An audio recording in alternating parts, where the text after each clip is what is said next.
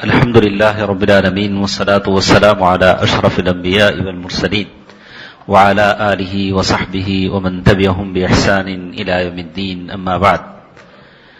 محترم حضرات، پردہ نشین خواتین، ماں اور بہنوں، مرکز ابن القیم کی اس مسجد میں میں اپنی طرف سے اور سارے انتظامیہ کی طرف سے آپ تمام کا استقبال کرتا ہوں اور اللہ تعالیٰ سے امید کرتا ہوں کہ جس مجلس میں ہم جمع ہیں، یقیناً یہ مجلس ہمارے لیے آخرت کا فائدہ اور جنت میں جانے کا سبب بنے گی. آپ کو معلوم ہے کہ IRGC ایک اسلامی دعوتی سینٹر ہے جہاں بہت سارے خیر کے اور نیکی کے کام ہوتے ہیں، دعوتی کام ہوتے ہیں. اسی کا ایک حصہ یہ بھی ہے کہ مختلف علماء سے مہینے میں 2 مرتبہ 3 مرتبہ علماء سے تقاریر سنی جاتی ہیں، ہوتی ہیں، جہاں بہت سارے لوگ دور دور سے آتے ہیں. اس سے ایمان میں بڑھوتری ہوتی ہے. اور اسی طرح مدرسۃ ابی ابن کعب لتحفیظ القرآن الکریم IRGC کے تحت ایک حفظ کا شعبہ ہے جس میں بچے ہاسٹل میں رہ کر پڑھتے ہیں، اور گزشتہ سال 5 طلباء نے تکمیل حفظ قرآن کیا ہے، اور اس سال بھی انشاءاللہ کچھ طلباء حافظ ہوں گے. اور لوگوں کے لیے اس بات کی گنجائش ہے کہ اس مدرسے کی تعمیر و ترقی میں اپنے طرف سے کسی بچے کی کفالت لے سکتے ہیں، اور بچوں کو جو یہاں کھانا پانی دیا جاتا ہے ماشاءاللہ بہت ہی عمدہ حالت میں ان کو کھانا دیا جاتا ہے. تو میں گزارش کروں گا کہ احباب سے جو قرآن ہے سے محبت کرتے ہیں، اہل القرآن ہیں، کوشش کریں کہ اس مدرسے کی تعمیر و ترقی کے لیے آپ کوشش کریں. اور یہ کوشش کئی طرح سے ہوتی ہے. خود اپنے بچے کا داخلہ بھی کروا سکتے ہیں، یا کسی بچے کی کفالت لے سکتے ہیں، یا ان پر اپنا پیسہ خرچ کر سکتے ہیں. جس طرح سے ہم قرآن کے پیغام کو دوسروں تک پہنچا سکتے ہیں. اور اسی طرح IRGC میں شام 5 بجے سے 8 بجے تک، عشاء کی نماز تک، یہاں کے مقامی بچے جو ہاسٹل میں نہیں رہتے ان کے لیے ناظر قرآن قائد تیسیر پڑھایا جاتا ہے، اور ان کو بھی حفظ کرایا جاتا ہے. آپ کو معلوم ہونا چاہیے کہ کئی طلباء نے 2 3 4 پارے صرف 5 سے 8 بجے تک کے وقت میں حفظ کر لیا. تو آپ کوشش کریں کہ اپنے بچے کو اس وقت پر بھیجیں تاکہ ہم قرآن کو اور زیادہ لوگوں میں عام کر سکیں. تو میں اسی لیے ہمارے مدرسے ابی ابن کعب کے فیض الدین کو دعوت دیتا ہوں کہ وہ آئیں، قرآن مجید کی تلاوت کریں.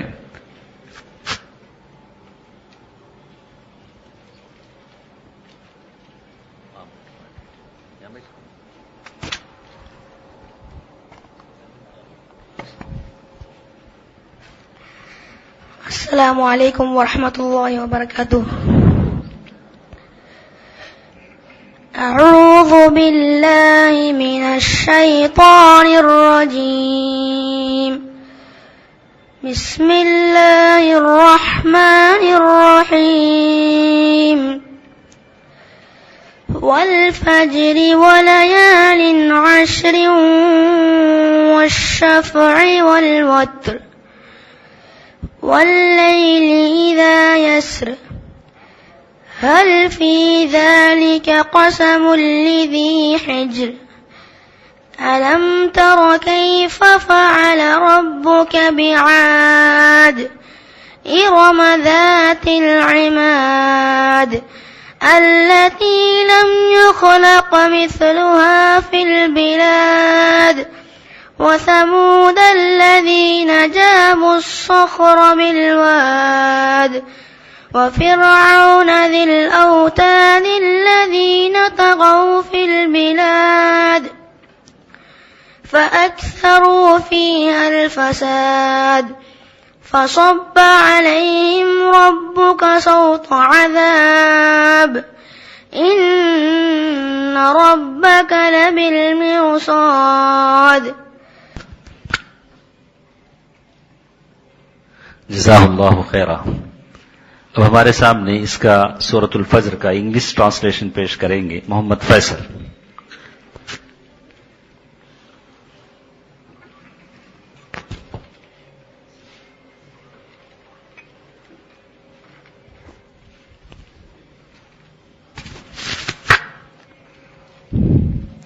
Assalamu alaikum wa rahmatullahi wa barakatuh.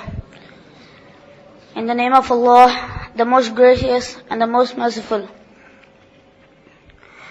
By the dawn and by the 10 nights, that is, the first 10 days of the month of Dhul Hijjah, and by the even and the odd of all the creations of Allah, and by the night when it departs. There are indeed in them the above oaths sufficient proofs for men of understanding, and that they should avoid all kind of sins and misbeliefs. Saw you, O Muhammad sallallahu alayhi wasallam, not how your Lord dealt with Ad people of Iram who were very tall, like lofty pillars, the like of which were not created in the land, and with Qawm Thamud people who hewed out rocks in the valley to make dwellings, and with Fir'aun who had the stakes to torture men by binding them to the stakes, who did transgress beyond bounds in the lands in the disobedience of Allah, and made therein much mischief. So your Lord poured in them different kinds of severe torment, azab. Verily, your Lord is even watchful over them. As for man, when his Lord tries him by giving his honor bounties, then he says in exultation, my Lord has honored me. But when he tries him by straightening his means of life, he says, my Lord has humiliated me. Jazakallah khairan.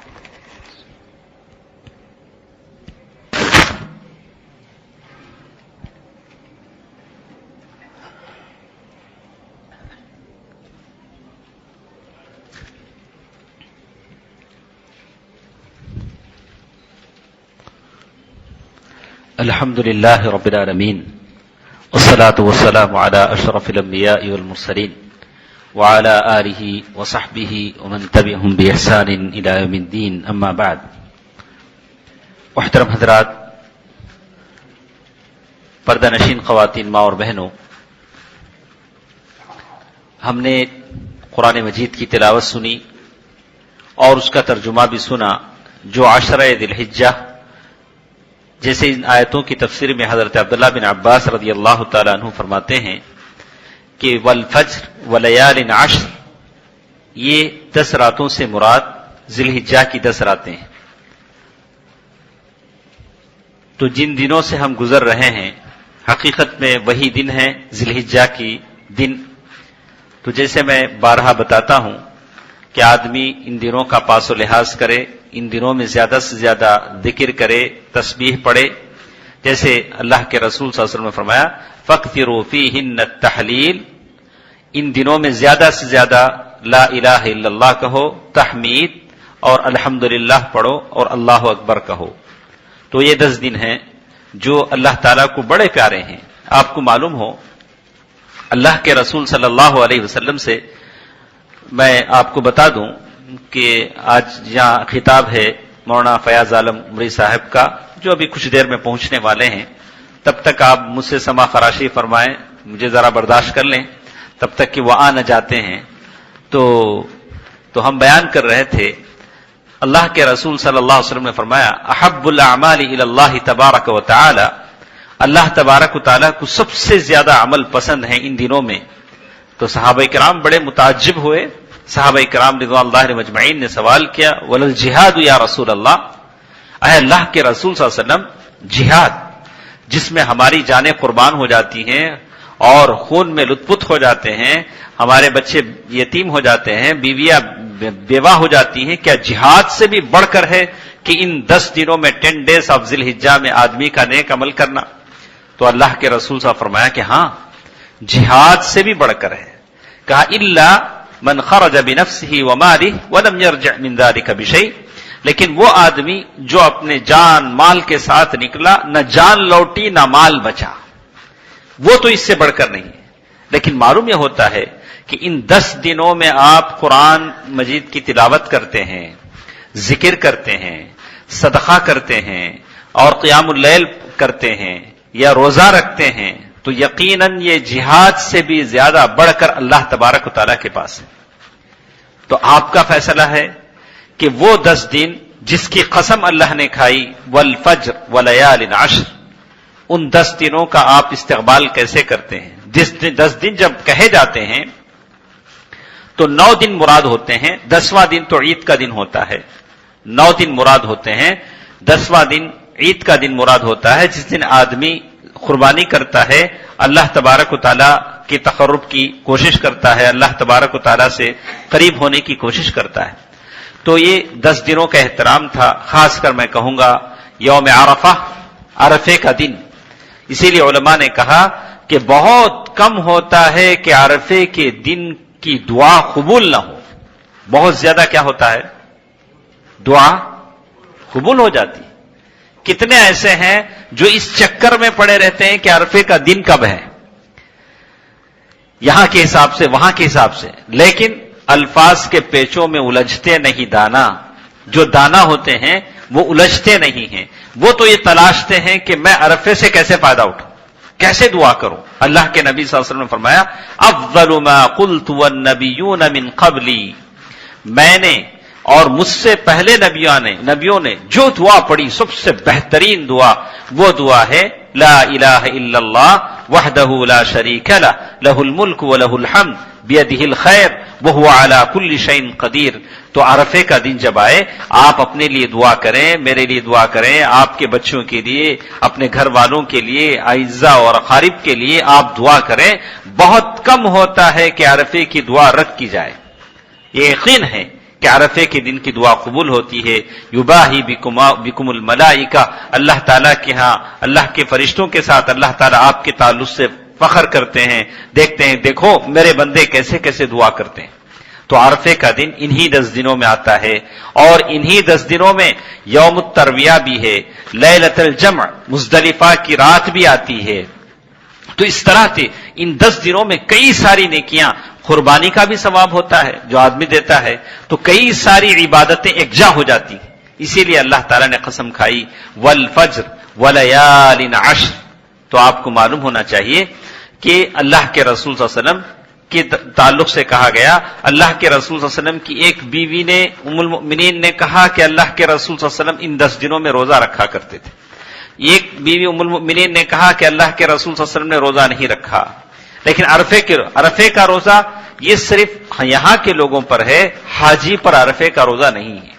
آپ کو معلوم ہے کہ صحابیات میں جو جستجو تھا، اللہ کے رسول صلی اللہ علیہ وسلم عرفے کے مقام پر ہیں، صحابہ اکرام جستجو میں ہیں کہ جانے کہ اللہ کے رسول صلی اللہ علیہ وسلم روزے سے ہیں کہ نہیں ہیں. کیسے جانے؟ کون پوچھے کہ اللہ کے رسول کیا آپ روزے سے ہیں؟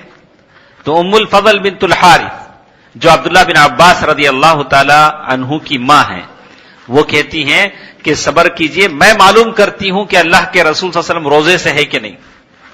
اللہ کے رسول صلی اللہ علیہ وسلم کو دودھ کا پیالہ پیش کیا، دودھ کا ایک جگ پیش کیا. بولے کہ جان لے اللہ کے رسول روزے سے ہیں کہ نہیں. کہا کہ وہ عرفے کا مقام تھا، عرفے کا میدان تھا، اللہ کے رسول صلی اللہ علیہ وسلم نے پی لیا. تو صحابہ نے سمجھا کہ اللہ کے رسول صلی اللہ علیہ وسلم روزے سے نہیں ہے، روزے سے نہیں ہے. تو عورتوں میں، خواتین میں ایک جستجو کہ جانے کہ کیسے، لیکن ادب کا لحاظ کرتے ہوئے. تو یہی تڑپ عورتوں میں ہونی چاہیے کہ مسائل کو جانیں، اور وہ بھی ادب سے، احترام کے ساتھ جاننے کی کوشش کریں. تو یہ تو تھی کچھ باتیں عشر ذی الحجہ کے حساب سے. تو میں کہوں گا کہ بارہا میں نے کہا ہے کہ سلف کی عادت مبارکہ تھی کہ ان 10 دنوں میں قرآن ختم کیا کرتے تھے. ایک قرآن ختم ہو جاتا تھا. اسی لیے ابن تیمیہ رحمہ اللہ نے فرمایا کہ رمضان کے آخری 10 دنوں سے بڑھ کر فضیلت والے یہ 10 دن ہیں. جن 10 دنوں سے ہم گزر رہے ہیں، رمضان کے آخری 10 دنوں سے بڑھ کر فضیلت والے ہیں. رمضان کا احترام ہم کیسے کرتے ہیں، بالکل ویسے ہی ان 10 دنوں کا احترام کریں. اجر بڑھا دیا جاتا ہے اور ثواب بڑھا دیا جاتا ہے، تو اس کا زیادہ احترام کریں، اس لیے کہ حرمت والے دن ہیں. حرمت والے دن ہیں، تو ابھی ایک دن تو ہمارا گزر رہا ہے، تو آپ یہ دن جو ہمارے ہیں اس میں ثواب حاصل کرنے کی کوشش کریں اور اپنے لیے بھی خیر کی دعا کریں اور ہمارے لیے بھی خیر کی دعا کریں تاکہ اس موقع کو ہم پا سکیں۔ بزرگوں، دوستو، عزیزو، پردہ نشین خواتین، ماں اور بہنوں، جیسے کہ آج کا یہ موضوع تھا خطبے کا کہ شیخ کے محاضرے کا، مولانا فیاض عالم صاحب کا، کہ سیرت سیدنا ابراہیم علیہ السلام، ابراہیم علیہ السلام جن کے تعلق سے ہم جانتے ہیں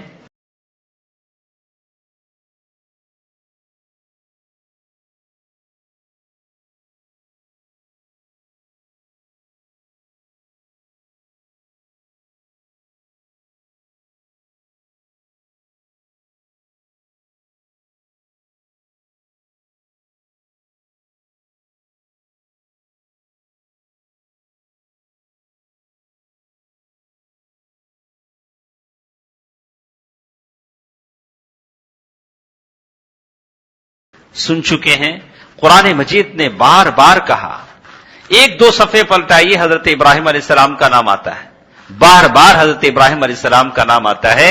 ابراہیم علیہ السلام کو کئی آزمائشیں دی گئیں، کئی انعامات بھی دیے گئے۔ اللہ تبارک و تعالیٰ نے اسی لیے جگہ جگہ حضرت ابراہیم علیہ السلام کے تعلق سے کہا، سورۃ الصافات میں اس کا ذکر کیا، اور اسی طرح اللہ تبارک و تعالیٰ نے حضرت ابراہیم علیہ السلام کے تعلق سے دوسری جگہ جگہ کہا کہ کیسے اللہ تعالیٰ نے ابراہیم علیہ السلام کی آزمائش کی، جیسے یہ آیت مبارکہ جس میں اللہ تبارک و تعالیٰ کہتے ہیں، اعوذ باللہ من الشیطان الرجیم، بسم اللہ الرحمن الرحیم، وَإِذِ ابْتَلَى إِبْرَاهِيمَ رَبُّهُ بِكَلِمَاتٍ فَأَتَمَّهُنَّ قَالَ إِنِّي جَاعِلُكَ لِلنَّاسِ إِمَامًا قَالَ وَمِن ذُرِّيَّتِي قَالَ لَا يَنَالُ عَهْدِ الظَّالِمِينَ، سورۃ البقرہ آیت نمبر 124، جس میں اللہ تعالیٰ نے کہا وَإِذِ ابْتَلَى، وَإِذ، اور جب، یاد کرو اس وقت کو جب اللہ تبارک و تعالیٰ نے آزمایا۔ انبیاء کی آزمائش بڑی سخت ہوتی ہے۔ آپ نے گزشتہ محاضروں میں ہم نے سنا ہوگا، کہا کہ اللہ کے رسول صلی اللہ علیہ وسلم کی وفات کے وقت گھڑوں پانی ڈالا جاتا تھا، بخار میں ٹپنے لگے، بخار کی گرمی آپ کو محسوس ہونے لگی، اس گرمی کو ٹھنڈا کرنے کے لیے آپ پر گھڑوں پانی ڈالا جانا لگا۔ تو اللہ کے رسول صلی اللہ علیہ وسلم سے پوچھا گیا تو کہا کہ سکرات الموت، موت کی سکرات بڑی کٹھن ہوتی ہے اور انبیاء کو آزمائش زیادہ ہوتی ہے۔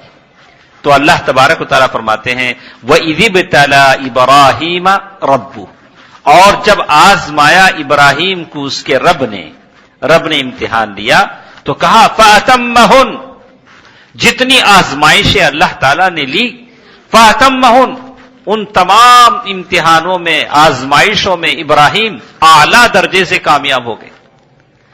یہ بات، یہ کامیابی، یہ فوز و فلاح کا صحرا آپ پا سکتے ہیں۔ اللہ تعالیٰ آپ کو کہہ سکتا ہے ارے میں نے تجھے زندگی میں جتنے امتحان دیے سب میں تو پاس ہو گیا، اور وہ بھی ایسے ویسے نمبروں سے نہیں، فَأَتَمَّهُنَّ، اعلیٰ درجے سے کامیاب۔ یہ ٹائٹل، یہ لقب صرف اور صرف ابراہیم علیہ السلام کو دیا گیا، فَأَتَمَّهُنَّ قَالَ إِنِّي جَاعِلُكَ لِلنَّاسِ إِمَامًا، جب امتحانات میں پاس ہوئے تو اللہ نے کہا کہ چلو ہم تمہیں قائد اور سردار بنا دیتے ہیں، امام بنا دیتے ہیں سارے لوگوں کے لیے۔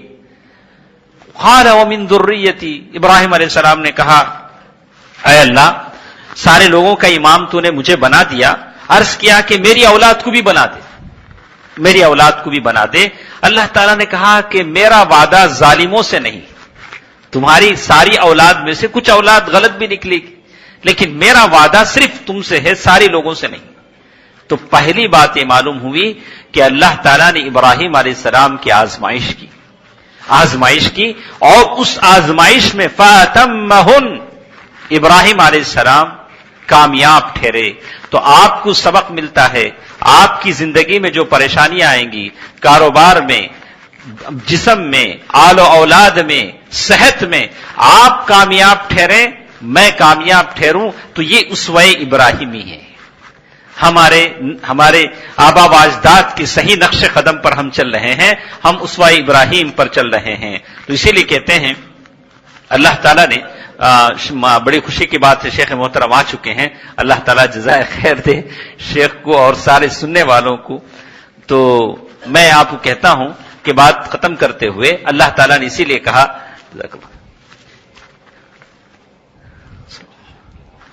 وَنَبْلُوكُمْ بِالشَّرِّ وَالْخَيْرِ فِتْنَةً وَإِلَيْنَا تُرْجَعُونَ، کہ ہم تمہاری آزمائش کریں گے خیر سے شر سے.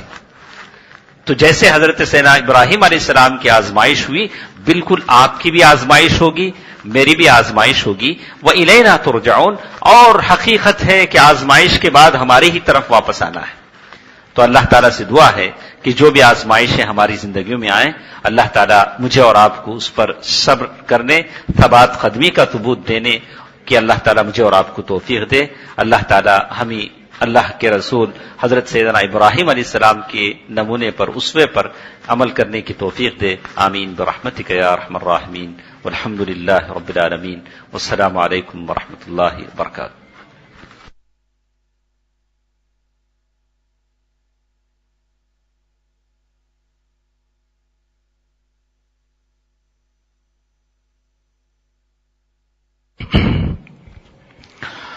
السلام علیکم ورحمۃ اللہ وبرکاتہ. الحمد للہ وحدہ والصلاة والسلام علی من لا نبی بعدہ. اما بعد فاعوذ باللہ من الشیطان الرجیم. بسم اللہ الرحمن الرحیم.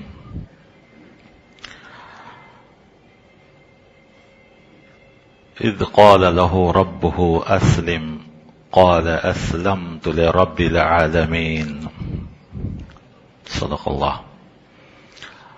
تمام تعریف، حمد و ثنا، پاکی اور بڑائی پاک اور بے عیب اللہ کی ذات ہے جو ساری کائنات کا خالق، مالک، حاکم اور رازق ہے. بعدہ ہم تمام کی جانب سے ہر آن ہر لحظہ تعبد درود و سلام ہو سارے انبیاء کرام پر، خصوصاً خاتم النبیین، شفیع المذنبین، امام الانبیاء احمد مجتبی محمد مصطفیٰ صلی اللہ علیہ وسلم پر، کہ جن کو اللہ تبارک و تعالی نے ہم سب کی ہدایت کے لیے اپنا آخری نبی بنا کر اس دنیا میں مبعوث فرمایا. سب سے پہلے میں معذرت چاہتا ہوں کہ وقت پہ نہیں آ سکا. شاید یہ پہلی بار ایسا ہوا ہے. ایسی جگہ پہنچ گیا تھا جہاں سواریوں کا کوئی سادھن نہیں تھا، کوئی سہولت نہیں تھی، جس کی وجہ سے تاخیر ہوئی. لیکن شکر ہے ہمارے شیخ کا کہ وہ آپ کا وقت ضائع نہیں کیے، بلکہ اپنے قیمتی باتوں سے آپ حضرات کا وقت جو ہے مفید بناتے رہے. شروع کی باتیں ملتی جلتی ہوں گی، ہو سکتا ہے جو باتیں آپ سنے ہوں اس میں سے یہ بھی ہوگی. میں آپ کے سامنے حضرت ابراہیم علیہ السلام کی زندگی کا وہ سب سے پہلا واقعہ جو اللہ تبارک و تعالی نے ان سے درخواست کیا اور ابراہیم علیہ السلام جو فیصلہ کیے، وہ آیت میں نے آپ کی روبرو تلاوت کی ہے. ویسے ابراہیم علیہ السلام کا قرآن کریم میں 69 بار ذکر ہے، 69 ٹائم، اور سورہ ابراہیم بھی ہے. خصوصاً سب سے زیادہ ذکر سورۃ البقرہ، سورہ آل عمران، اور جو سورہ حضرت ابراہیم علیہ السلام کے نام سے ہے، ذکر تو اس میں بہت زیادہ ہے لیکن نام صرف ایک بار آیا ہے. بہرکیف ابراہیم علیہ السلام ہم سب کے لیے ویسا ہی حیثیت رکھتے ہیں کہ اللہ کے رسول صلی اللہ علیہ وسلم سے خصوصاً قربانی کے متعلق پوچھا گیا، ما ہی الاضاحی، کہ اللہ کے رسول صلی اللہ علیہ وسلم یہ قربانی کیا ہے؟ تو آپ صلی اللہ علیہ وسلم اس کا جواب جو دیتے ہیں اس کے اوپر غور کیجئے. آپ صلی اللہ علیہ وسلم نے یہ نہیں فرمایا کہ یہ عبادت ہے یا کوئی اور چیز ہے، بلکہ آپ نے کہا سنت ابیکم ابراہیم. اس چیز میں دور رکھیں. تو اس جملے پر آپ غور کرنا ہے کہ آپ صلی اللہ علیہ وسلم اپنے آپ کو ابراہیم علیہ السلام کے طریقے پر کتنا لگاؤ رکھتے تھے اور عرب بھی جانتے تھے کہ ابراہیم علیہ السلام کا دین کیا تھا، لہذا آپ نے کوئی اور جواب کہ اس میں یہ فضائل دوسری احادیث میں تو آئی، لیکن سوال کرنے والے کا ذہن آپ نے بتلایا کہ سنت ابیکم ابراہیم. ابراہیم علیہ السلام کو اللہ تعالیٰ نے کتنا بڑا مرتبہ دیا، کہا انی جاعلک للناس اماما، سارے انسانوں کا امام، پیشوا، رہنما ہم آپ کو بنا رہے. یہ کوئی معمولی چیز نہیں ہے. اس وقت دنیا کی 3 بڑی قومیں، یہودی، عیسائی، مسلمان، تینوں کا دعویٰ ہے کہ ابراہیم علیہ السلام ہمارے پیشوا ہیں، ہمارے بڑے ہیں، ہمارے لیڈر ہیں. لیکن قرآن کریم نے وہ بھی بتلا دیا کہ وہ کس کے لیڈر ہیں. قرآن کریم نے ابراہیم علیہ السلام کے تعلق سے اکثر و بیشتر کہا وما کان من المشرکین، کہ وہ شرک کرنے والوں میں سے نہیں تھا. اور یہ بھی کہا کہ نہ وہ یہودی تھے نہ عیسائی تھے، ولکن کان حنیفا مسلما، وہ خالص مسلمان تھے، یکسو ہو کر اللہ کو یاد کرنے والے تھے. بارہا ہم اور آپ ابراہیم علیہ السلام کے تعلق سے بے شمار واقعات سنتے ہیں، سنیں گے، سنتے رہیں گے، پڑھیں گے، لیکن ہمیں اور آپ کو اس لفظ کی طرف غور کرنی چاہیے. انسان کے جو فیصلے کی گھڑی ہوتی ہے وہ بہت قیمتی ہوتی ہے. کسی بھی چیز کے فیصلے کی گھڑی، فیصلے کا وقت، یہ بہت قیمتی ہوتا ہے اور یہ بڑا مختصر بھی ہوتا ہے. انسان اس وقت جو فیصلہ کر لیتا ہے اس کی پوری زندگی کا دار و مدار، رزلٹ، کامیابی اسی فیصلے کی گھڑی پہ ہوتی ہے. سوچ کر دیکھیے کہ ابراہیم علیہ السلام کے گھر کا ماحول کیسا تھا. باپ، چچا، سارے رشتہ دار بت تراش رہے ہیں. شہر کا ماحول دیکھیے کیسا ہے کہ بادشاہ وقت خود خدا بن بیٹھا ہے. نوجوانوں کی کیا حالت ہے، وہ بھی اسی گناہ میں ملوث. ایک انسان بھی نہیں ہے، ایک بھی ذی شعور انسان نہیں ہے جو ان سب چیزوں سے الگ نکلا ہو یا الگ سوچا ہو. ایسے ماحول میں، ایسے حالات میں اللہ تبارک و تعالی ابراہیم علیہ السلام سے سوال کرتا ہے کہ ابراہیم، آپ کو یہ فیصلہ کرنا ہے کہ آپ میرے بن کر رہیں گے یا آپ کے ماں باپ، چچا، رشتہ داروں کے طریقے پر رہیں گے، یا بادشاہ وقت کے طریقے پر رہیں گے، یا آپ جیسے نوجوان شہر میں گھوم پھر رہے ہیں ویسا بن کر رہیں گے. آپ کو یہ فیصلہ کرنا ہے. اذ قال له ربہ، جب ان کے رب نے ان سے کہا، کیا کہا؟ اسلم، آپ اپنے آپ کو میرے حوالے کر دیجئے. یعنی میرے راستے پر آپ کو چلنا ہے یا شہر کے بتائے ہوئے راستے پر چلنا ہے، یا آپ اپنے باپ دادا کے راستے پر چلنا ہے، یا بادشاہ وقت کے طریقے پر چلنا ہے. کون سے راستے کو آپ اپنائیں گے، آپ فیصلہ کر لیجئے. خدا نخواستہ اگر ابراہیم علیہ السلام رب کے اس دعوے کو، رب کے اس پکار کو انکار کر دیتے تو کیا ابراہیم علیہ السلام پورے انسانوں کے امام بنتے؟ کیا ابراہیم علیہ السلام توحید کے امام بنتے؟ کیا آج لاکھوں کی تعداد میں پہنچ کر مکے میں سارے لوگ حج کا فریضہ انجام کرتے؟ کیا دنیا کے کروڑوں مسلمان قربانی کی شکل میں ابراہیم علیہ السلام کو یاد کرتے؟ کیا ہم اور آپ جو نماز پڑھتے ہیں اور کوئی نماز درود کے بغیر مکمل نہیں ہوتی اور اس کو کہا بھی جاتا ہے درود ابراہیم، کیا یہ درود ابراہیم ہوتا؟ نہیں ہوتا. سوچ کر دیکھیے فیصلے کی گھڑی. ہمیں اور آپ کو بھی زندگی میں ایسے بہت سے وقت آتے ہیں، حق اور ناحق کا، صحیح اور غلط کا فرق کرنے کا وقت آتا ہے. ہم اس وقت کیا فیصلہ کرتے ہیں، وہی ہمارا رزلٹ، وہی ہماری کامیابی ہوتی ہے. اگر ہم نے ناحق فیصلہ کیا تو گویا کہ زندگی بھر پچھتانا پڑے گا، اور اگر حق کا فیصلہ کیا تو ہماری زندگی بھی کامیاب. ہو سکتا ہے کہ اس وقت ہم کو ناکامی نظر آئے، جیسا کہ ابراہیم علیہ السلام کو بادشاہ وقت بھی ناکام سمجھ رہا تھا، ماں باپ بھی ان کو ناکام سمجھ رہے تھے، شہر کے سارے نوجوان بھی ان کو ناکام سمجھے ہوں گے کہ یہ کیسا ایک الگ نوجوان ہے، کیسا اس کا الگ طریقہ ہے، یہ کیا سارے ماحول سے بالکل الگ چل رہا ہے، سارے لوگوں سے بالکل الگ راستہ اختیار کر رہا ہے. لیکن رب کی نگاہ میں وہ کامیاب تھے اور کامیاب ہوتے چلے گئے. ملک سے نکالے گئے، گھر سے بھی ماں باپ ناراض ہوئے، تو کیا ابراہیم علیہ السلام ناکام ہو گئے؟ نہیں. جو قدم ان کا آگے بڑھتا تھا اس وقت کی باطل طاقت یہی سمجھتے ہوں گے کہ یہ ناکام ہو رہے ہیں، لیکن رب کی نگاہ میں ان کا ایک ایک قدم کامیابی کی طرف اٹھتا تھا. لوگ اکثر کہتے ہیں کہ یہ پریشانی مصیبت آتی ہے ہم کو، یہ نہیں. اگر وہ نہیں ہوتا واقعہ تو کیا ابراہیم علیہ السلام مکہ پہنچتے؟ اور جب مکہ نہیں پہنچتے تو کعبہ بنتا؟ کعبہ کی پھر اثر نو تعمیر ہوتی؟ کیا زمزم ہم کو ملتا؟ نہیں. تو بادشاہ وقت کے لیے ضروری تھا کہ ابراہیم علیہ السلام کو اپنے ملک سے نکالیں، اور ابراہیم علیہ السلام کے لیے ضروری تھا کہ وہ وہاں سے نکلیں، تبھی مکہ پہنچیں گے اور کعبہ بنے گا اور زمزم ملے گا. اور آج لاکھوں انسان وہاں پہنچ کر ابراہیم علیہ السلام کو جو پکار تھی کہ آپ اپنے سارے لوگوں کو اعلان کر دیجئے اس گھر کی طرف آنے کی، تو وہی تو ہے کہ ہم کہتے ہیں لبیک اللہم لبیک لبیک لاش. آج لاکھوں انسان پہنچ کر وہاں، پوری دنیا اس سے آج فضا سے گونجتی ہوگی. جہاں جہاں مسلمان ہوں گے سب جگہ یہ الفاظ گونجتی ہوگی اور سب جگہ یہ دعوت جو ہے پھیلتی ہوگی. کس کی دعوت تھی اور کس چیز پر؟ لبیک لا شریک لک لبیک، تیرا کوئی شریک نہیں ہے، سب کچھ. ان الحمد والنعمت.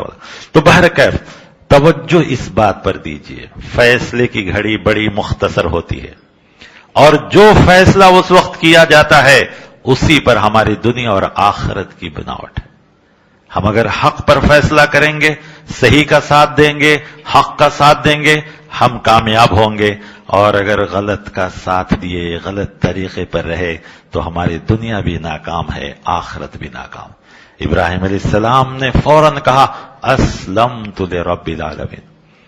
چلیے، انہوں تو اسلام قبول کر لیا، اللہ کے حوالے اپنے آپ کو کر دیا. اب اللہ تعالیٰ کو چاہیے تھا کہ ہر تکلیف سے بچا لیتے، لیکن نہیں. قبول کرنے کے بعد ہی، اپنے آپ کو اللہ کے حوالے کرنے کے بعد ہی امتحانات شروع ہوتے. اور میں سمجھتا ہوں کہ وہ آیتوں کا ترجمہ آپ ابھی سنے بھی ہوں گے کہ اللہ تعالیٰ نے آپ کو کیسے کیسے آزمایا. یہ قربانی تو یہ آخری چیز تھی، یہ قربانی جو ہے آخری آزمائش تھی. اس سے پہلے کی تو ساری آزمائشیں ہم اور آپ سن چکے ہیں. تو اسی لیے تو اللہ تعالیٰ نے کہا کہ آپ نے، جب اللہ تعالیٰ نے آپ کو آزمایا تو آپ نے پوری آزمائش میں کامیابی. حالانکہ ابراہیم علیہ السلام کا مقام کوئی معمولی نہیں ہے. اللہ تعالیٰ کہتے ہیں کہ ہم نے ابراہیم کو اپنا دوست بنایا، دوست. اور یہ بھی کہا گیا ہے کہ ابراہیم علیہ السلام ایک امت کے برابر تھے، کوئی معمولی چیز نہیں ہے. لیکن جتنی بڑی شخصیت ہے اتنا ہی زیادہ آزمائش ہوئی ہے. اور یہ جو آخری آزمائش تھی یہ تو بہت بڑی آزمائش تھی. لیکن ابراہیم علیہ السلام کا ایمان وہ بھی کر ظاہر کر دیتا ہے. تو آج ہم مسلمان کتنے ایسے کام ہیں جس کو سنت کے طور پر ادا کرتے ہیں، یہ سب ابراہیم علیہ السلام کی یادگار ہے. چلتے چلتے یہ بھی بتلاؤں، میں نے جمعہ کے خطبے میں بھی کہا تھا گزشتہ سے پہلے کہ آج سب سے زیادہ اختلاف کن قوموں میں ہے، دشمنی سب سے زیادہ کن قوموں کو ہے؟ مسلمان، یہود، نصارہ. حقیقت میں دیکھا جائے تو یہ تینوں آپس میں کزن برادرز ہیں. یہ تینوں آپس میں چچیرے تائرے بھائی ہیں، ہے یا نہیں؟ ابراہیم علیہ السلام کے دو بیٹے، اسماعیل علیہ السلام، اسحاق علیہ السلام. اسحاق علیہ السلام سے یعقوب علیہ السلام، پھر ان سے جو ہے یہ لوگ بعد میں چل کے اپنے آپ کو یہودی نصارہ کہہ لیے. پھر اسماعیل علیہ السلام سے آخری نبی، پیارے نبی محمد رسول اللہ صلی اللہ علیہ وسلم. تو سب ایک ہی بھائی ہوئے نہیں ہوئے کہ ابراہیم علیہ السلام کے دو بیٹے، اور یہ دو بیٹوں سے جو نسل چلی ہے وہی یہودی، عیسائی اور مسلمان ہے. یاد رکھیے دنیا میں بہت سے رشتے ہیں، لیکن بہت سے رشتے بدل جاتے ہیں، ٹوٹ جاتے ہیں، ختم ہو جاتے ہیں، لیکن جو بلڈ ریلیشن جس کو کہتے ہیں، ماں باپ کا جو رشتہ ہوتا ہے، اس کو کوئی انکار نہیں کر سکتا، کوئی انکار نہیں کر سکتا اس رشتے کو۔ یہ کتنے بھی آپس میں لڑیں، دشمن ہو، لیکن رشتے کا انکار نہیں کر سکتے کوئی بھی۔ ہزار اختلافات ہوں گے، لیکن آپس میں یہ سب رشتے دار ہیں، یہ ایک دوسرے کے رشتے دار ہیں ہم سب۔ اسحاق علیہ السلام کی اولاد، ادھر ابراہیم جو ہے اسماعیل علیہ السلام کی اولاد، اور دونوں کا رشتہ ابراہیم۔ یہی وجہ ہے کہ یہودیوں اور عیسائیوں کو خطاب کر کے قرآن کریم نے کئی جگہ کہا فَاتَّبِعْ مِلَّةَ إِبْرَاهِيمَ حَنِيفًا، کہ تم ابراہیم علیہ السلام کی ملت کی اتباع کرو۔ اچھا یہ کام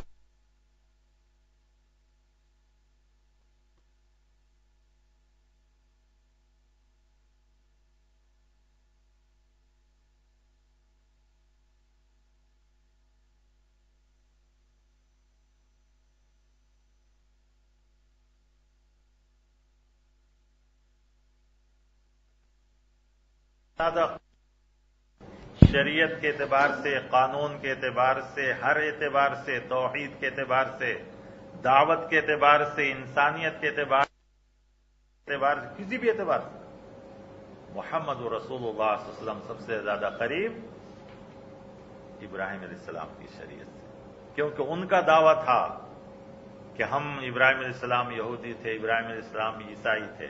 کہا نہیں، ابراہیم علیہ السلام خالص مسلمان، خالص مسلمان۔ شاید میری تاخیر سے مائک بھی ناراض ہو گیا، ٹھیک ہے؟ یہ آواز آ رہی ہے نا؟ اچھا،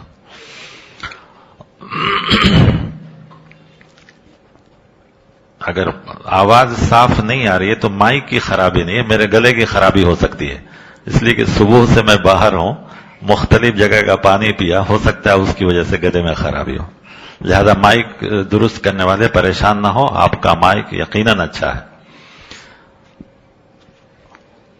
تو میں یہ کہہ رہا تھا کہ یہ سارے رشتے بدل سکتے ہیں، لیکن یہ رشتہ جو ہوتا ہے اس کا کوئی انکار نہیں کر سکتا، نہیں کر سکتا کہ میں ان کا بیٹا نہیں ہوں، یا یہ میرا بیٹا نہیں ہے، یا یہ میرا بھائی نہیں ہے، کوئی نہیں انکار کر سکتا۔ اختلاف ہو سکتا ہے، انکار نہیں کر سکتا کوئی۔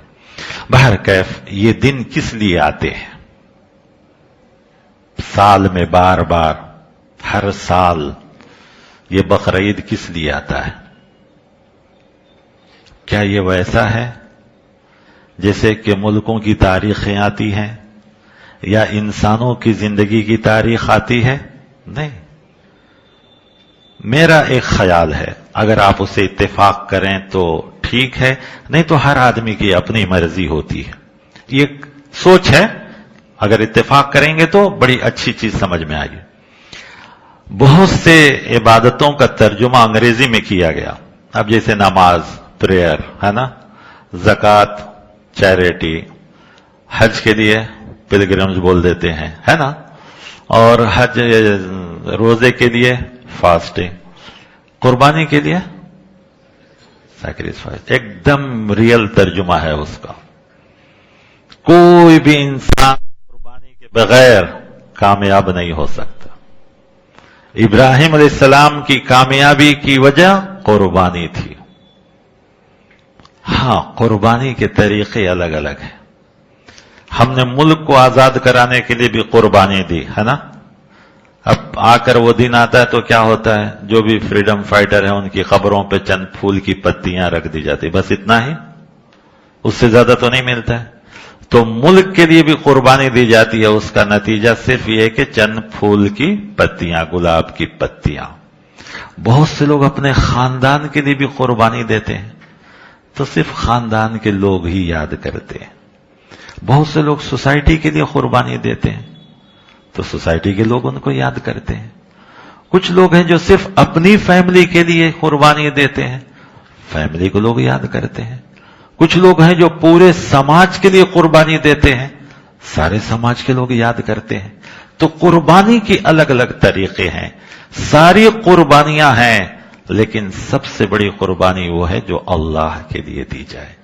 اللہ کے لیے جو قربانی دی جاتی ہے وہ کسی ایک ملک کے نہیں، ایک خاندان کے نہیں، ایک سماج کے نہیں، ایک گھر کے نہیں، ایک ملک کے نہیں، بلکہ پوری دنیا اس کو یاد کرتی ہے. وہ ہے ابراہیم علیہ السلام کی زندگی کہ ان کی پوری قربانی، گھر بھی چھوڑے تو اللہ کے لیے، ملک بھی چھوڑا اللہ کے لیے، آگ میں گئے اللہ کے لیے ہی، بیٹے کو قربان کیا اللہ کے لیے ہی. اللہ تعالیٰ نے ان کی ان اداؤں کو، دعاؤں کو، وفاؤں کو ایسا قبول کیا کہ پوری دنیا کے مسلمان آج ان کو کر رہے ہیں، اور دوسرے صرف نام لیتے ہیں کہ وہ ہمارے لیڈر ہیں، ہمارے پیشوا ہیں، ہمارے رہبر ہیں، ہمارے بڑے ہیں، لیکن نام سب لیتے ہیں. یہ کون سی قربانی تھی؟ اللہ کے لیے. تو بہت سی قربانیاں ہیں، قربانیوں کی الگ الگ بہت سی قسمیں ہیں، لیکن اصل قربانی وہ ہے جو اللہ کے لیے دی جاتی ہو. وہ قربانی ہوگی تو پوری دنیا اس کو یاد رکھے گی، اور سب سے بڑی کامیابی اللہ کی نگاہ میں ہوگی. ورنہ تو قربانی کے بغیر کوئی انسان کامیاب ہونے والا نہیں ہے. لیکن چلتے چلتے ہم مسلمان بھی یہ سارے چیزوں سے ہٹ کر صرف ایک چیز پر رہ گئے ہیں کہ بس جانور کی قربانی. اور پھر اس میں کتنے مسائل. ابھی مجھے کسی نے واٹس ایپ میں بھیجا قربانی کے 100 مسائل ہیں. میں کہا بھائی قربانی کو اتنا مشکل مت بناؤ. ہے یا نہیں؟ مقصد کیا تھا؟ کیا صرف جانور کے گلے پہ چاقو رکھنا؟ کیا صرف اس کا گوشت و پوشت؟ کیا صرف اس کے چمڑے اور اس کی یہ؟ نہیں، یہ تو ایک تجربہ تھا، ایک مشق کرایا گیا کہ اللہ آپ سے صرف ایک جانور مانگ رہا ہے. وہ اپنی جان مانگے، مال مانگے، سب اسی کا ہے. اسی لیے تو اس وقت وہ دعا پڑھنے کے لیے کہی جاتی ہے، قل ان صلاتي ونسكي ومحياي ومماتي للہ رب العالمین، کہ میری نماز، میری قربانی، میری موت، میری حیات سب کچھ اللہ کے لیے ہے. جان دی ہوئی تو اسی کا ہے. حق یہ ہے کہ حق ادا نہ ہوا. تو اصل تو یہ جذبہ پیدا کرنے کے کہ جب بھی اس کا حق آئے گا، اس کا سوال آئے گا، تو اس کے سارے سامنے ہم سب کچھ کو قربان کر دیں گے. لیکن جو عبادتوں کے اصل مقصد رہ گئے، وہ مقصد ختم ہو گیا. اسی لیے علامہ اقبال کو کہنا پڑا، نماز، روزہ، حج و قربانی سب باقی ہے، تو باقی نہیں ہے. سب باقی ہیں، سب چل رہے ہیں، لیکن یہ سب مل کر جو ایک ایمان والے کے اندر جو چیز پیدا کرنا چاہ رہی ہے وہ ہمارے اندر نہیں ہوتا. ہماری زندگی میں کیا ایسے واقعات نہیں آتے ہیں کہ یہاں حق ہے، یہاں باطل ہے، اب ہم کو فیصلہ کرنا ہے، یہ رب کا حکم ہے، یہ طاغوت کا فیصلہ ہے، اب کس کو مانے؟ کیا ہماری زندگی میں نہیں آتا؟ یہ ناحق ہے، یہ جائز ہے، یہ ناجائز ہے، یہ اچھا ہے، یہ برا ہے، یہ حلال ہے، یہ حرام ہے، ہماری زندگی میں بار بار آتے ہیں. لیکن ہم کس کی طرف فیصلہ کرتے ہیں؟ ہم وہی فیصلہ کرتے ہیں جس میں ہم کو فائدہ نظر آتا ہو. تو کیا اس وقت ابراہیم علیہ السلام کی زندگی کو ہمیں نہیں یاد کرنا چاہیے کہ ابراہیم علیہ السلام تو ایسے وقت میں یاد کیے جب ان کا ساتھ دینے والا کوئی نہیں تھا، ان کی بات کو سننے والا کوئی نہیں تھا. حتیٰ کہ آج کے دور میں اولاد کچھ بھی کرے، کم سے کم ماں باپ تو ساتھ دیتے ہیں. محلے والے نہ دیں، پڑوسی نہ دیں، رشتہ دار نہ دیں، ماں باپ تو کم سے کم ساتھ دیتے ہیں. وہاں تو حال یہ تھا کہ ماں باپ بھی تیار نہیں تھے. تو کیا ابراہیم علیہ السلام کے پیر ڈگمگائے؟ کیا ابراہیم علیہ السلام کے پیر پیچھے ہٹے؟ کیا ابراہیم علیہ السلام کچھ سوچا؟ کہا نہیں. جب کہہ دیا تھا اسلمت لرب العالمین، تو پھر اس کے بعد کوئی چیز نہیں. پھر ان کی یادوں میں کیا کیا نہیں رکھا. حج پورا وہی، قربانی پورا وہی ہے. تیسری چیز ایک ابراہیم علیہ السلام کی پوری فیملی دیکھیے. ابراہیم علیہ السلام، ان کی اہلیہ حضرت ہاجرہ، پھر بچہ حضرت اسماعیل علیہ السلام. تینوں کا ایمان دیکھیے. ایک فیملی میں کتنے ممبر ہوتے ہیں؟ یہی میاں بیوی بچے، بس. بچے کتنا ہوں یہ الگ بات ہے، لیکن میاں بیوی بچے، شوہر بیوی بچے، یہی فیملی ہے، یہی خاندان. تینوں بھی کی زندگی بھی ماں باپ اور بچوں کے لیے نمونہ ہے. مردوں کے لیے، بڑوں کے لیے حضرت ابراہیم علیہ السلام کی زندگی ہے، عورتوں کے لیے حضرت ہاجرہ کی زندگی ہے، بچوں کے لیے حضرت اسماعیل علیہ السلام کی زندگی. کہ ایک ماں باپ کو بھی کیسا ہونا ہے اور بچے کو بھی کیسا ہونا ہے. ماں باپ کی ذمہ داریاں اگر پوری ہوں تو بچے خود بخود اپنی ذمہ داری کو سمجھ جاتے ہیں، اور بچہ جب اپنی ذمہ داری کو سمجھ جاتا ہے تو ماں باپ کے لیے پھر کوئی تکلیف نہیں ہوتی. سوچ کر دیکھیے کہ ایک باپ اپنے ننھے منھے بچے کو کھیلتا پھولتا، جو بڑی دعاؤں کے بعد، تمناؤں کے بعد ملا ہو، اور بڑھاپے کا سہارا بھی ہو، اللہ تبارک و تعالیٰ کا حکم ہوتا ہے، اور آپ بیٹے سے کہتے ہیں تو یہ ننھا بچہ بغیر کسی انکار کے صاف کہتا ہے یا ابت افعل ما تؤمر، جو حکم ہوا ہے آپ کو آپ کر گزریے. ستجدنی انشاءاللہ من الصابرین. رہا میرا معاملہ تو شاید آپ باپ ہیں. دنیا نے آج تک ایسا کوئی واقعہ نہیں دیکھا ہو کہ باپ بیٹے کے گلے پہ چاقو رکھا ہو. اب تک دنیا نے ایسا کوئی نظارہ نہیں دیکھا. آپ بھی باپ ہیں. شاید آپ سوچتے ہوں گے نہیں، انشاءاللہ من الصابرین، میں صبر کرنے والوں میں سے رہوں. یہ کتنی بڑی بات ہے. علامہ اقبال کہتے ہیں سکھایا کس نے اسماعیل کو آداب فرزندی، یہ مکتب کا کرامت تھا یا فیضان باری تھا؟ کیا کسی اسکول مدرسے میں پڑھ کر آئے تھے اسماعیل علیہ السلام، یا کسی ٹیچر کے ذریعے ان کا ایمان بنا تھا، یا کسی پامفلیٹ بانٹ کر کے ان کا ایمان بنایا گیا تھا؟ نہیں، یہ صرف اور صرف ماں باپ کی تربیت تھی. ان گودوں میں پلے تھے. کیوں کہ یہی تو ماں ہیں ہاجرہ. خواتین بھی سنتی ہوں گی، ان کے بھی ایمان کے لیے یہ چیزیں ہیں کہ جب اللہ تبارک و تعالیٰ نے حکم دیا کہ جاؤ بچے کو اور بیوی کو بواد غیر ذی زرع، یعنی مکے کی اس سرزمین پہ چھوڑ دو جہاں کوئی نہیں ہے. ابراہیم علیہ السلام پہنچتے ہیں، چھوڑ دیتے ہیں، کہتے ہیں کہ اب مجھے حکم ہے یہاں سے جانے کا. شیرخوار بچہ ہے، ماں ہے. جگہ کیسی ہے؟ آج کا مکہ نہیں کہ آپ کا کریلا پاک بھی ملتا ہے وہاں.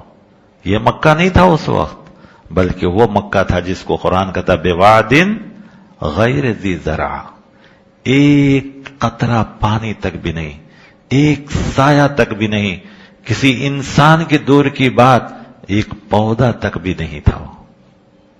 ایسی سرزمین میں چھوڑنے کا حکم ہو رہا ہے. اور کون ہے؟ صرف ماں ہے اور شیرخوار بچہ ہے. بچہ بھی کوئی بڑا نہیں، سمجھدار نہیں، شیرخوار بچہ ہے، ابھی دودھ پیتا بچہ ہے، چھوٹا بچہ ہے. چھوڑ کر جانے کا حکم ہو رہا ہے، آپ چل رہے ہیں. سوال ہوتا ہے، جواب نہیں.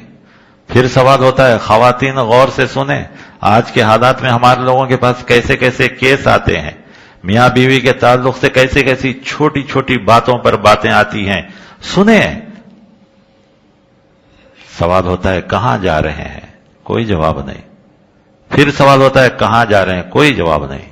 بیوی سمجھ جاتی ہے کہ شوہر بغیر خدا کے حکم کے نہیں جائیں گے. پوچھ بیٹھتی ہیں کیا اللہ کا حکم ہے؟ جواب ملتا ہے ہاں.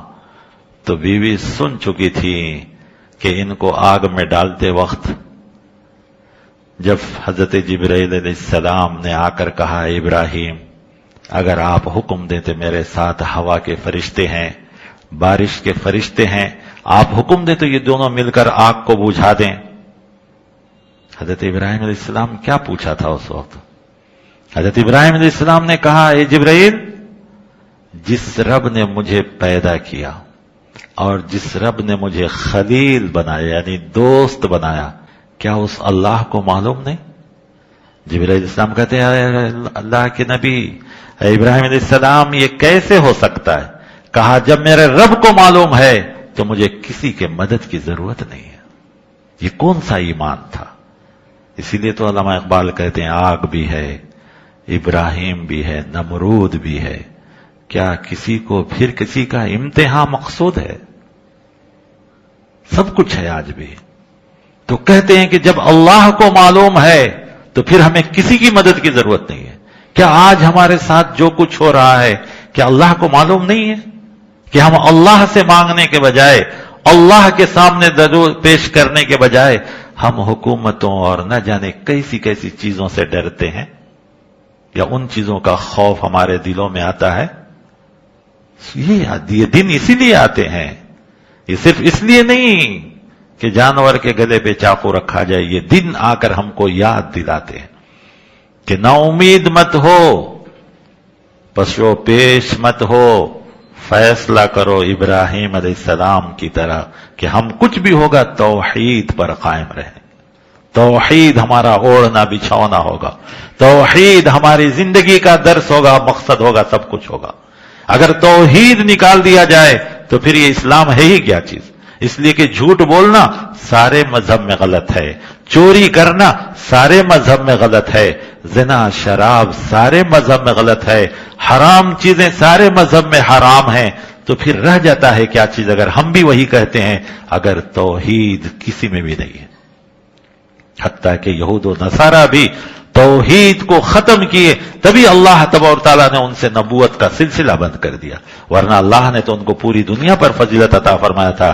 یا بنی اسرائیل اذکروا نعمتی التی انعمت علیکم وانی فضلتکم علی العالمین۔ کیا کیا ان لوگوں نے؟ توحید کو ختم کر دیا۔ تو میں یہ کہہ رہا تھا کہ خواتین سنیں کہ حضرت سارہ جب کہا گیا کہ ہاں اسی جگہ آپ کو رہنا ہے اور جواب یہ صرف ملتا ہے کہ رب کا حکم ہے، تو ان کا جواب آتا ہے حضرت سارہ کا، اگر جو رب آپ کو آگ میں بچا سکتا ہے وہ میرا رب اسی بے آب و گیاہ میدان میں بھی بچا سکتا ہے۔ یہ کس کا جواب تھا؟ حضرت سارہ کا۔ ایک عورت اکیلا شیرخوار بچے کو لے کر بے آب و گیا، کس کے بھروسے پر؟ صرف اور صرف اللہ کے بھروسے۔ اللہ حقیقت میں کہا جائے، میں آپ لوگوں سے نہیں کہہ رہا ہوں، ماشاءاللہ آپ پڑھے لکھے سمجھدار لوگ ہیں، دیندار طبقے سے تعلق رکھتے ہیں، آج اکثر مسلمان اللہ کو صرف جانتے ہیں، پہچانتے نہیں ہیں۔ اس کی طاقت کو، اس کی یقین کو، اس کے اوپر بھروسہ، یہ سب سے پہلے ہونا چاہیے کہ ساری دنیا کی طاقت جہاں ختم ہو جائے گی میرے رب کی طاقت وہاں سے شروع ہوتی ہے۔ ساری دنیا کی طاقت مل کر جہاں ختم ہوتی ہے وہ میرے رب کی طاقت کی شروعات ہوتی ہے۔ ویسے رب پر ہمارا اور آپ کا ایمان، اور یہ واقعات یہی بدلاتے ہیں۔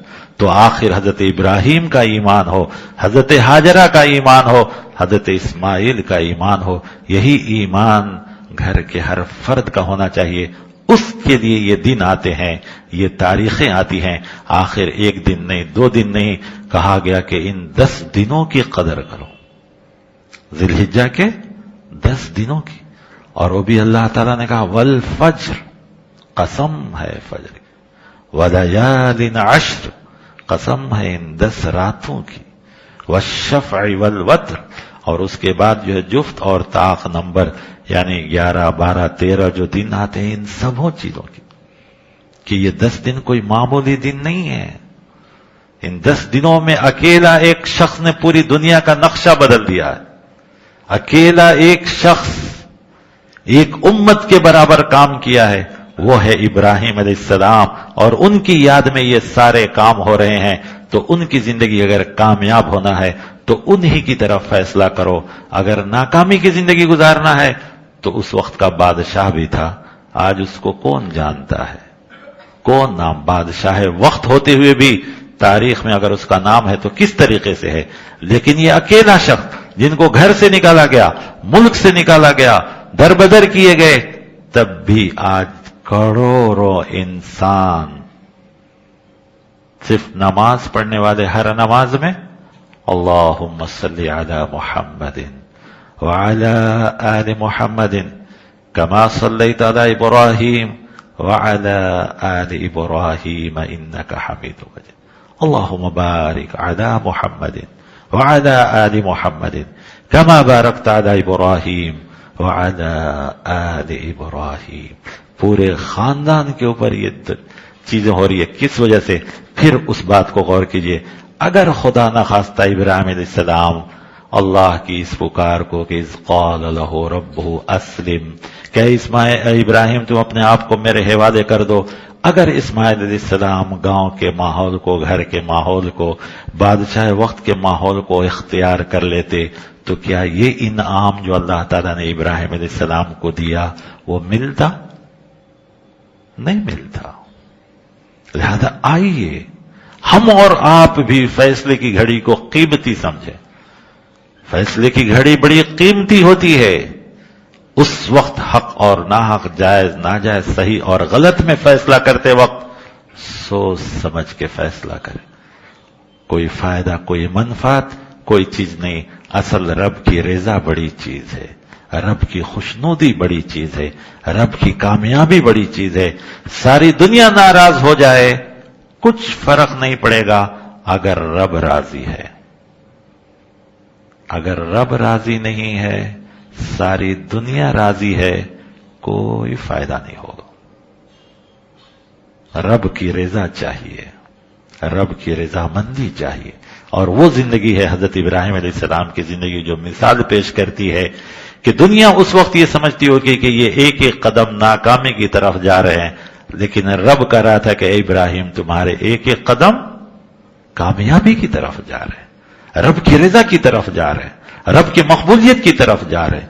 تمہاری دنیا اور آخرت بنانے کے لیے جا رہی ہے. اور صرف تمہاری نہیں، اس ادا کو ہم ایسا پسند کر رہے ہیں کہ تمہارے پورے خاندان کو ہم ایسا قبول کریں گے کہ رہتی دنیا تک مجھے ماننے والے تجھے یاد کریں گے. اور آج یاد کر رہے ہیں. تو آئیے ہماری اور آپ کی زندگی میں بھی ایسے فیصلے آئیں تو اس کو یاد کریں. باقی ان دنوں کے جو فضائل ہیں قربانی کے، یہ وہ آپ خطبوں میں بھی سنتے رہتے ہیں، علماء سے بھی سنتے رہتے ہیں. یہ سب چیزیں کم سے کم ان دنوں میں ایسا کوشش کیجئے ابراہیم علیہ السلام کے تعلق سے جو آیتیں ہیں، خاص کر سورۃ البقرہ میں، سورہ آل عمران میں، سورہ صافات میں، سورہ ابراہیم میں، سورہ حج میں، ان آیتوں کو کم سے کم معنی کے ساتھ ایک بار تو پڑھیے. کیسے کیسے اللہ تعالیٰ ان کا ذکر کرتا ہے. آخر میں وقت ہے نا، ہے اتنا سب کچھ ہونے کے بعد،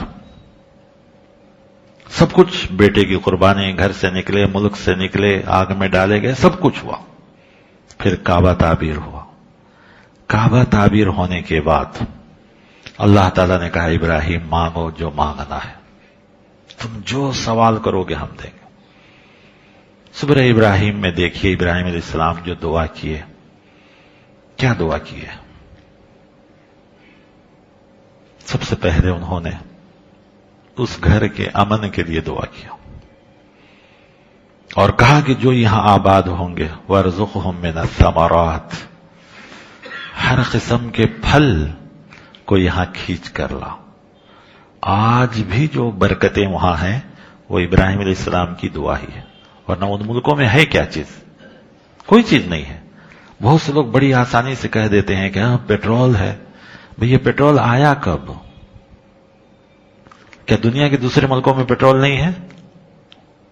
دنیا کے اور ملکوں میں پیٹرول ہے یا نہیں ہے؟ ان سے زیادہ نکلتا ہے بعض ملکوں میں پیٹرول. وہاں وہ برکت کیوں نہیں ہے؟ وہ امن کیوں نہیں ہے؟ نہیں، یہ ہماری بیکار کے سوالات. یہ صرف اور صرف ابراہیم علیہ السلام کی دعائیں ہیں کہ اللہ تعالیٰ آج بھی ان کو دے رہا ہے.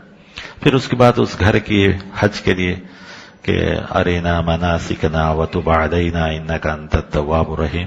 پھر اس کے بعد آخری نبی کے لیے دعا کی کہ ربنا وابعث فیہم رسولا منہم، کہ اللہ جب لوگ یہاں بسیں گے تو ان میں سے ہی ایک رسول کو پیدا کر. اور وہ رسول کون ہے؟ محمد رسول اللہ صلی اللہ علیہ وسلم. یہ تو سورہ بقرہ میں دعا ہے. سورہ ابراہیم میں جو دعائیں ہیں اس میں سب سے پہلے رب اجعلنی مقیم الصلاۃ ومن ذریتی ربنا وتقبل دعا کہ اللہ مجھے میری ذریت کو نماز قائم کرنے والے بنا. پھر اس پر ربنا اغفر لی ولوالدی وللمؤمنین یوم یقوم الحساب کہ اللہ میری مغفرت فرما، میرے ماں باپ کی مغفرت فرما، اور سارے مومنوں کو کس دن؟ جس دن تو حساب قائم کرے گا، قیامت کے دن. پھر اس کے بعد نماز کو قائم کرنے کی دعا کرتے ہیں. پھر اس کے بعد کہتے ہیں ربنا انک تعلم ما نخفی وما نعلن. اے اللہ میں جو کچھ چھپاؤں یا ظاہر کروں تو جان لینے والا ہے. وما یخفی علی اللہ من شیء. اے اللہ تجھ سے کون سی چیز چھپ سکتی ہے؟ ایمان دیکھیے، آج ہم سوچتے ہیں کہ رشتہ دار سے جو چیز چھپ جائے وہ چھپ گئی، دوست سے جو چیز چھپ گئی وہ چھپ گئی. نہیں، اصل وہ چیز چھپی ہوئی ہے جو اللہ سے چھپ جائے. اللہ سے نہ چھپے اور ساری دنیا سے چھپ جائے بیکار ہے. وہ چھپانا ہے تو اللہ سے چھپاؤ، اور اللہ سے کوئی چیز نہیں چھپ سکتی. یہ دعائیں ہیں، اس کے علاوہ کوئی دعا نہیں کرتے، اس کے علاوہ کوئی دعا نہیں.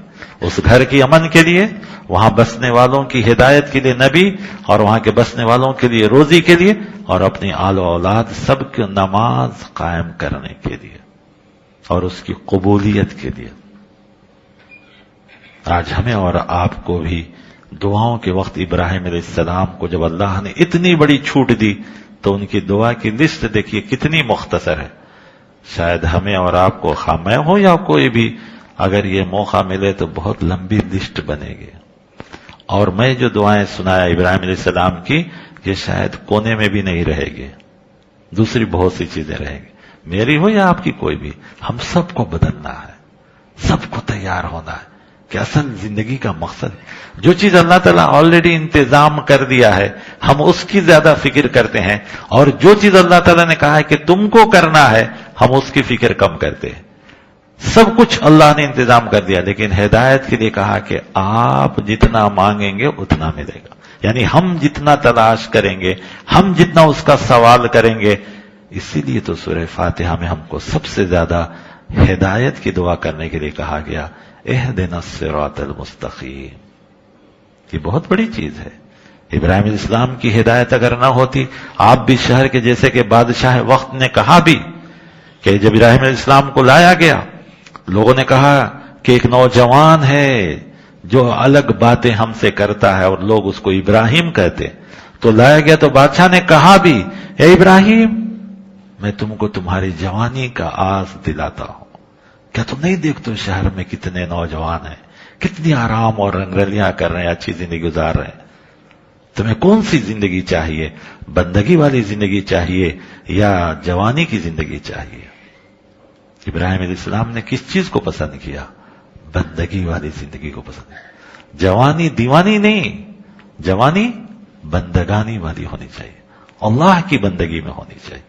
یہ ہے حضرت ابراہیم علیہ السلام اور ان کے گھر والوں کی زندگی میں ہمارے اور آپ کے لیے جو چند باتیں ذہن میں آئیں ہم نے آپ کے سامنے پیش کیا. اللہ تعالیٰ مجھے بھی، آپ کو بھی، کہنے والے سننے والے مرد عورت بچے بڑے جوان سب کو بھی ان میں جو نصیحتیں ہیں، اور یہ تاریخی دن جس کے لیے بار بار آتے ہیں، اور اس پورے خاندان کے اندر جو ہم سب کے لیے نصیحتیں ہیں، جو مقصد ہے، اللہ تعالیٰ اس پر ہم سب کو قائم ہونے کی توفیق عطا فرمائے.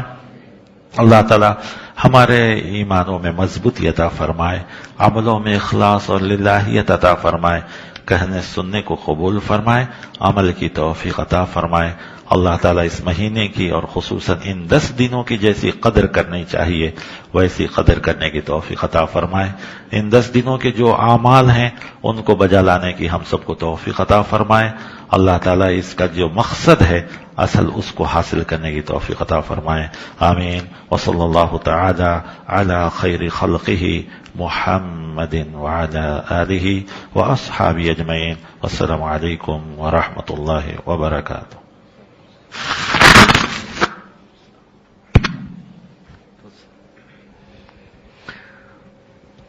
السلام علیکم ورحمۃ اللہ وبرکاتہ. محترم حضرات، پردہ نشین خواتین، ماں اور بہنوں، ہم نے دل لبھانے والے انداز میں شیخ محترم کی تقریر سنی. اللہ تعالیٰ سے دعا کرتے ہیں کہ اللہ تعالیٰ آپ کے علم اور فضل میں برکت عنایت فرمائے. میں آخر میں اپنی بات اس سے ختم کرتا ہوں، اس سے پہلے کہ حضرت ابراہیم علیہ السلام جن کو اللہ تعالیٰ نے جو قربانیاں ہم نے شیخ محترم کے نام سے سنی، کئی قربانیوں کا صلہ جو دیا قرآن نے، کہا نمبر 1 واتخذ اللہ ابراہیم خلیلا، ابراہیم کو اللہ تعالیٰ نے دوست بنایا. یہ دوستی بڑی ہی مصیبتوں کے بعد جو قربانیاں ہم نے شیخ محترم سے سنی ان قربانیوں کے بعد حاصل ہوئی. اور امامہ دوسری آیتوں میں کہا کہ ہم نے امام بنایا، اور یہ قربانی کا صلہ ہے جو قربانیاں انہوں نے دی. اور کبھی کہا انہ کان صدیقا نبیا، آپ بہت ہی سچے تھے اپنی بات میں اور نبی تھے. یعنی جگہ جگہ اللہ تبارک و تعالیٰ نے حضرت ابراہیم علیہ السلام کی انعامات کے طور پر پیش کیا کہ کیسی کیسی نعمتیں اللہ تبارک و تعالیٰ نے ان کی قربانیوں کے بعد انعامات کی شکل میں عطا کی. تو شیخ محترم کی تقریر ہمیں سبق دیتی ہے کہ ہم زندگی میں آنے والے مصائب، آلام، آزمائشوں پر صبر کریں اور اپنے ان انبیاء کے قصوں کو یاد کریں تو یقیناً دل کو سکون ملے گا اور حوصلہ ملے گا کہ کیسے آپ مصیبتوں کا، آنے والی پریشانیوں کا مقابلہ کر سکیں. اور ان تمام چیزوں کے لیے خاص کر مناجات الہی ضروری ہے. اللہ تعالیٰ سے مناجات کریں کہ دنیا کی پریشانیوں پر بہت سارے لوگ ہیں، شکوے شکایتیں، اور یقیناً شکوہ شکایت یہ کوئی غلط چیز نہیں ہے. آدمی اپنی مصیبتوں کی شکایت کرتا ہے، لیکن ان شکایتوں کو اللہ تعالیٰ کے دربار میں کرے اور اللہ تبارک و تعالیٰ سے دعا کرے کہ اللہ تعالیٰ ان مصیبتوں پر اسے صبر کرنے کی توفیق دے. میں اپنی بات ختم کرنے سے پہلے پھر ایک بار آپ تمام کو سنا دوں کہ IRGC میں فجر کی نماز کے بعد ایک درس، تو نماز کے فوری بعد ایک درس ہوتا ہے جس میں ریاض الصالحین ہم پڑھتے ہیں اور اس کی شرح شیخ محمد بن صالح العثیمین کی شرح پڑھتے ہیں. اس کے بعد ورڈ ٹو ورڈ قرآن کا پروگرام ہوتا ہے جو ہم چلا رہے ہیں. تو جو احباب خواہش مند ہیں، آپ جب بھی ورڈ ٹو ورڈ قرآن کی بات آتی ہے تو ایک پروگرام ہے جو عام سا ہوتا ہے جس میں صرف قرآن کے الفاظ کے معنی بتا دی جاتے ہیں. تو میں نے سوچا اچھا ہوگا کہ جو آیتیں ہم ورڈ ٹو ورڈ قرآن میں پڑھتے ہیں ساتھ ساتھ تجوید کے ساتھ پڑھیں، تو ایک تجوید کی بہتری ہو جائے کہ ہم اتقان آ جائے کہ صحیح طریقے سے قرآن پڑھ سکیں، اور صحیح تجوید کے ساتھ ساتھ اور گرامر کے حساب سے اور ساتھ ساتھ الفاظ کے معنی، اور یہ ساری چیزیں یکجا ہو جاتی ہیں. اور جہاں عقیدے سے متعلق آیات ہیں، آیات کی تشریح بھی ہو جاتی ہے، تو بہت سارے لوگ اس سے فائدہ اٹھا رہے ہیں. میں تمام احباب سے کہوں گا کہ اگر کوئی خواہش مند ہیں اور اہل القرآن و خاصتہ قرآن صاحب قرآن والے ہیں تو وہ بھی ہمارے ساتھ شامل ہو جائیں. سوائے اتوار کے روزانہ یہ ورڈ ٹو ورڈ کا درس ہوتا ہے، پروگرام ہوتا ہے. تو میں خواہش مند حضرات سے گزارش کروں گا کہ وہ شامل ہونے کی کوشش کریں. اللہ تعالیٰ جزائے خیر دے مرکز ابن القیم کے منتظمین کو، چلانے والوں کو. ایک پروگرام یہ بھی ہے کہ آئندہ مہینے سے اکتوبر کی پہلی تاریخ سے خواتین کے لیے بھی ورڈ ٹو ورڈ قرآن کا پروگرام شروع کرنے کا ارادہ ہے، لیڈیز کے لیے بھی. اور ان کے لیے کچھ ایسا خواتین لیڈیز کے لیے بھی، چونکہ پہلے ساری چیزیں چلتی تھی، پھر ایک بار اللہ تعالیٰ نے موقع دیا ہے کہ اس کو ہم دوبارہ سے شروع کریں. تو یہ سارے یہ ہیں. فی الحال اب چونکہ مرد حضرات کا کورس چل رہا ہے تو میں جو حضرات خواہش مند ہیں ان سے گزارش کروں گا کہ وہ اگر شوق رکھتے ہیں تو ضرور ہمارے ساتھ شامل ہوں. اللہ تعالیٰ سے دعا ہے کہ اللہ تعالیٰ شیخ محترم کے علم و فضل میں اضافہ فرمائے اور ہمیں ان سے اور مستفید ہونے کی توفیق دے. جو باتیں ہم نے ان سے سنی ہیں اس پر ہم تمام کو عمل کرنے کی اللہ تعالیٰ توفیق دے. اللہ تعالیٰ جتنے حاضر ہیں تمام کی پریشانیوں کو، مصیبتوں کو دور فرمائے. ہم میں سے جو پریشان ہیں اللہ تعالیٰ ان کی پریشانیوں کو دور فرمائے، جو بیمار ہیں انہیں شفائے عاجلہ شفائے کلیہ عطا فرمائے. آمین برحمتک یا ارحم الراحمین والحمد للہ رب العالمین. السلام علیکم ورحمۃ اللہ وبرکاتہ. ابھی اذان ہوگی 5 منٹ میں، جسے ہمارے پاس 8:15 بجے نماز ہے. سبحانک اللہم و بحمدک اشہد ان لا الہ الا انت استغفرک و اتوب الیک.